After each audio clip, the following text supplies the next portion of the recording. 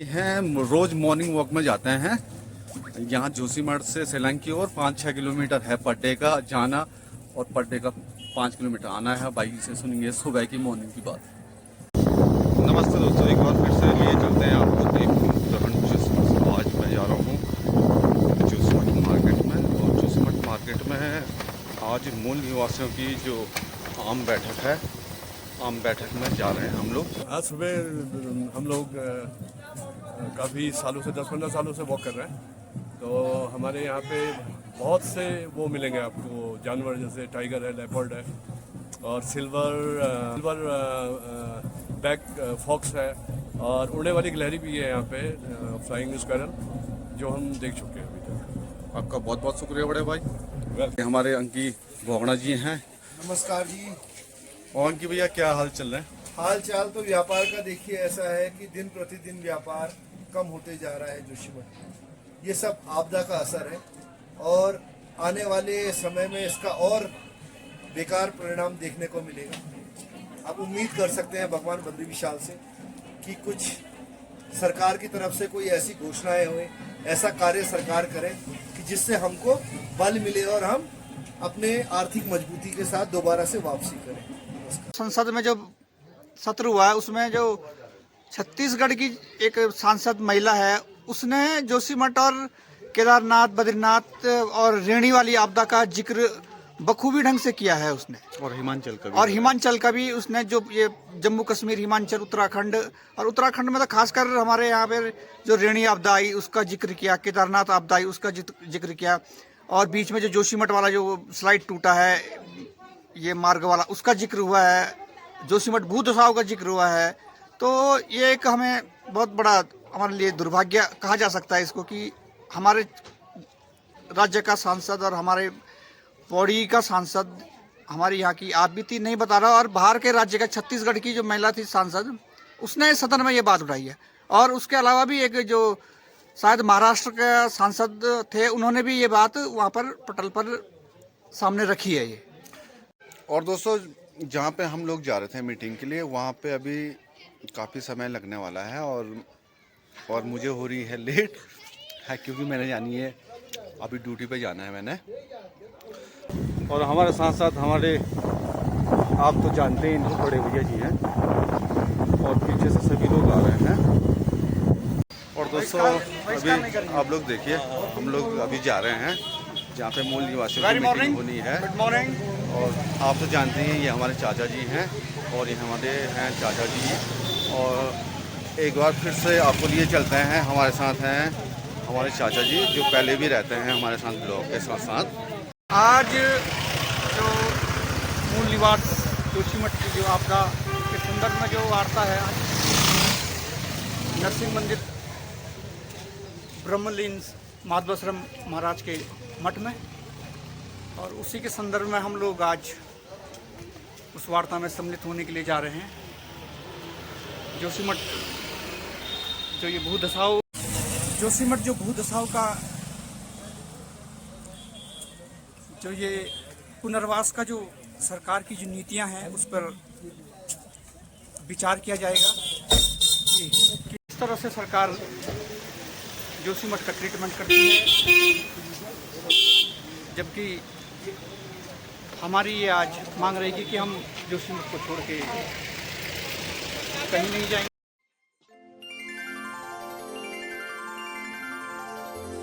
है मतलब यहाँ पे खतरा है,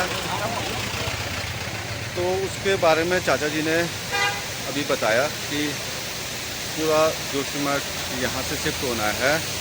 और आपको पता है, इतना सुंदर सा हमारा जोशीमठ है कि हम लोग आपको बता नहीं सकते कि आगे आपने जो देखा होगा वो सुंदर सा जोशीमठ है।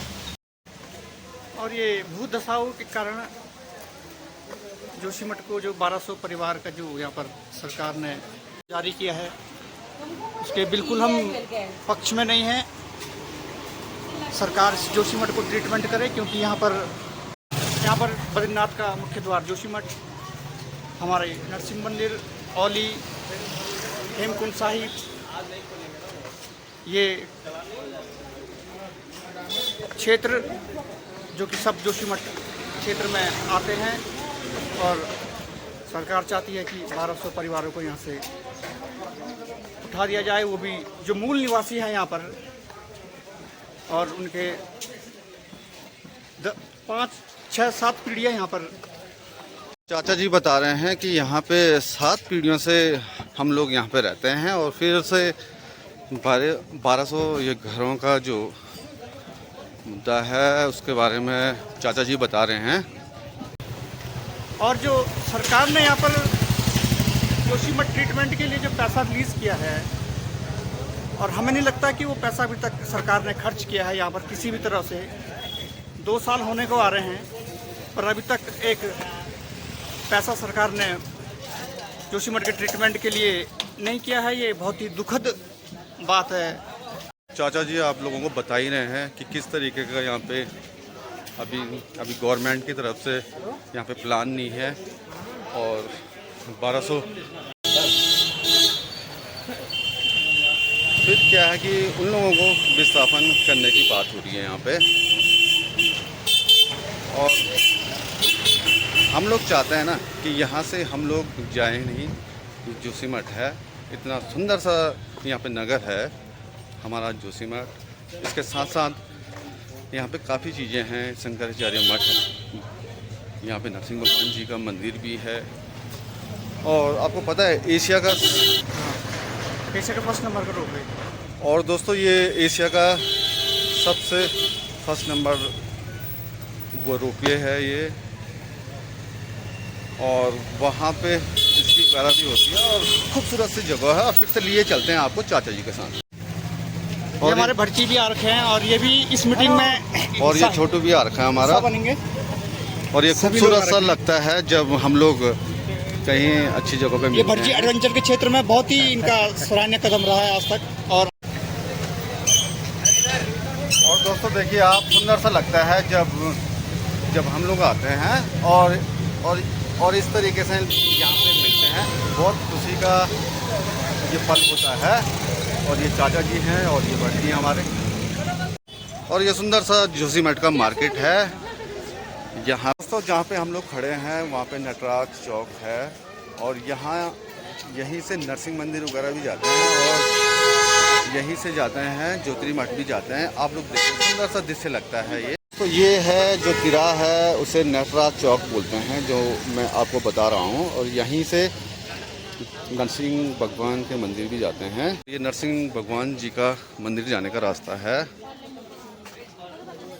कि अभी इतना सुंदर सा मार्केट है ये और हम मार्केट में घूम रहे हैं तो कितना अच्छा लग रहा नहीं लग रहा? बहुत सुंदर लग रहा है। और आज कुछ चहल पहल आज है, संडे है आज, इससे यहाँ पर थोड़ा चहल पहल दिखाई दे रही है। और हमेशा यहाँ पर चहल पहल रहती थी पहले पर। तो चाचा जी बता रहे हैं कि यहाँ पे बूढ़ सौ का रहता है। और ये हमारे अभय जी हैं और मामा जी बोलते हैं हम इन्हें। और मामा जी अभी गाय को भगा रहे हैं। यहाँ से हम लोग जाते हैं नरसिंह भगवान जी के मंदिर में और वहीं पे मीटिंग होनी। और हमारे साथ हमारे बड़े भैया जी भी मिल चुके हैं। और दोस्तों देखिए यहाँ पे इतना खूबसूरत सा ये हाथी पर्वत है मेरे सामने। खूबसूरत सा लगता है यहाँ से, आप लोग देखिए। दोस्तों हम लोग पहुँचने वाले हैं जहाँ पे आज मूल निवासियों की एक आम बैठक है, वहाँ पे मैं जा रहा हूँ। और चाचा जी भी हमारे साथ जा रहे हैं और सुंदर सा लगता है। और चाचा जी का सपोर्ट मेरे साथ काफ़ी सारा रहता है। यहाँ पे ये जोशीमठ का सुंदर सा दृश्य है ये। अब तब बता रहे हैं कि जोशीमठ को हटाना है और उससे बोलते हैं ज्ञापन दिया था और उस ज्ञापन में कुछ बिंदु थे ताकि सामने उन पर वार्ता होगी। सांसद जी ने ये आश्वासन दिया है शायद उस डेलीगेशन को, और देखते हैं सांसद जी का आश्वासन। और जहाँ इतना समय हमने बिता लिया है वहाँ सांसद जी का आश्वासन भी देखेंगे। वैसे सरकार ने अभी तक तो हमारे हिसाब से कुछ किया नहीं है। जोशीमठ और कुछ समय बाद पालिका के भी चुनाव होने हैं, उसका भी आचार संहिता और फिर जस की तस ये स्थिति जोशीमठ की यूं ही सरकार कब तक इस जोशीमठ का ट्रीटमेंट का कार्य शुरू करती है और इन सुंदर से शहर को अपने पुराने अस्तित्व में लाने की यहाँ पूर्ण कोशिश करेगी। हमारी आशा है उत्तराखंड सरकार से कि वो जल्द से जल्द इस जोशीमठ का ट्रीटमेंट शुरू कराए, जिससे यहाँ की जो मूल निवासी हैं उनकी जो परेशानियाँ अभी तक बनी हुई है वो दूर हो जाए। ज्योतिर्मठ के नाम से जाना जा रहा है। और दोस्तों देखिए आप, हम भी आए हैं और हमारे साथ चाचा जी लोग भी आए हैं। आज भाई जी लोग मिल चुके हैं फिर से। ये है मैंने हमारे बड़े भैया जी हैं और ये भी बड़े भैया जी है। और हमारे साथ हैं चाचा जी। चाचा जी गए थे मीटिंग में और चाचा जी से पूछते हैं अब वहाँ के मीटिंग के बारे में। तो इस मीटिंग का जो मेन जो उन्होंने जो बताया है आज तक का लेखा जोखा कि कितनी बार ये पद अधिकारी मुख्यमंत्री से मिले, आपदा सचिव से मिले और डीएम साहब से मिले, एसडीएम साहब से मिले, कितने बार इन्होंने ज्ञापन दिया है। जैसे प्रदेश अध्यक्ष महेंद्र भट्ट जी को ज्ञापन दिया है और जो अभी नए हमारे सांसद हैं अनिल बलूनी जी को, उनको ज्ञापन दिया है। पर 18 महीनों में जो ये पत्रावली चली है उसमें कोई अभी तक कोई निष्कर्ष नहीं निकल पाया है। और इस मीटिंग में जो ये निर्णय जो लिया गया है अभी लास्ट एक ये है कि एक बार दोबारा डीएम साहब से गोपेश्वर जाके इस विषय में वार्ता की जाएगी कि जोशीमठ जो आपदाग्रस्त क्षेत्र है उसके बारे में सरकार क्या कर रही है और क्या कार्य अभी शुरू होने हैं। मतलब रहा मुद्दा कुछ नहीं रहा, निष्कर्ष जीरो निकला है। मतलब कोई निष्कर्ष नहीं निकला है और कोई जो 18 महीने में इन्होंने ज्ञापन दिए, पत्राचार किया, उसका भी कोई ही जवाब हमें नहीं प्राप्त हुआ है। और हम तो केवल जवाब ही सुनने गए थे क्या हो रहा है। बाकी हम तो क्या होना चाहिए, हम तो मीटिंग में कम ही जाते हैं। पर हम इस बार ये सुनने गए थे कि 18 महीने में क्या हुआ है, कि जो इन्होंने ज्ञापन भेजते हैं ये जो हम व्हाट्सएप के माध्यम से हम पढ़ते हैं और देखते हैं कि इन पे कुछ कार्रवाई सरकार ने की नहीं की, क्यों नहीं की। तो हम ये आज सुनने गए थे पर हमें बहुत निराशा हुई है इस चीज़ की कि हमें हमारे हाथ आज तक 18 महीने में कुछ नहीं हुआ है। और सरकार का जो रवैया है वो कुछ जोशीमठ के प्रति ठीक नहीं है। और चाचा जी आज की मीटिंग तो आप ही बता रहे हैं कि कुछ भी नहीं रहा, कुछ भी 18-19 महीनों में 19 महीने हो चुके हैं शायद से। हाँ 18। अच्छा 18-19 महीने होने के बाद यहाँ पे कुछ भी कार्य नहीं हुआ है और चाचा जी गए थे वहाँ पे और ऐसी मिले होंगे फिर मीटिंग में ऐसे ही हुआ है और ऐसे उन्होंने बताया है। उन्होंने ये ऐसे यहाँ पर ज्ञापन दिया है, इन जगहों पर ज्ञापन दिया है, पर आज तक हमने उन्हीं के मुँह से सुना, आज तक कुछ हुआ नहीं है। भाई जो मेन जिनको हमने यहाँ से चुन के भेजा है कि हमारा क्षेत्र का प्रतिनिधित्व करेंगे वो लोग, उन्होंने अपनी पूरी कोशिश की है, हम उनको भी नहीं बोल रहे हैं। उन्होंने पूरा जोर लगाया है, अपने खर्चे पे वो दिल्ली गए हैं, देहरादून कई बार चले गए हैं, तो उन्होंने भी पूरा प्रयास किया है उन लोगों ने भी। और उनके सांसद हैं अनिल बलूनी जी, तो उनसे भी तो मिले थे अभी। हाँ उनसे भी मिले हैं और उनका भी कुछ इनको आश्वासन दिया गया है कि अगस्त के लास्ट में एक बार मैं जोशीमठ का दौरा करूँगा और उसमें से एक यहाँ पर कैंप लगाऊंगा और उसमें जो अधिकारी हैं डीएम साहब हैं, आपदा सचिव हैं और एसडीएम, जो भी जितने भी आला अधिकारी हैं उनको यहाँ पर बुलाया जाएगा मौके पे। मतलब वार्डों में घूमा जाएगा कि सामूहिक नहीं, एक जगह पे कैंप किया जाएगा और जो कैंप जो होगा इनकी वार्ता होगी आपस में। और वो सांसद जी के ऊपर बात है कि वो वार्डों में घूमते हैं या क्या करते हैं, देखते हैं नगर को, वो तो उनके ऊपर बात है। अगर सामूहिक जगह पे हमें मिलने से कोई वो नहीं है, हम मिल सकते हैं उनसे, बात कर सकते हैं। हमारा बोलने का मतलब ये है ना, जैसे अनिल बलूनी जी आएंगे तो एक सामूहिक बैठक होगी ना जिसमें बिल्कुल सभी लोग पूरे जैसे सभी डिपार्टमेंट के जैसे आज ये बैठक हुई है उस हिसाब से सभी डिपार्टमेंट भूमि प्रभावितों के सामने रहेंगे, उनसे उनको बताएंगे और या वो जो प्रभावित है उनसे प्रश्न करेंगे भाई क्यों नहीं हो रहा है, क्या हो रहा है, कैसे होगा, कब तक होगा।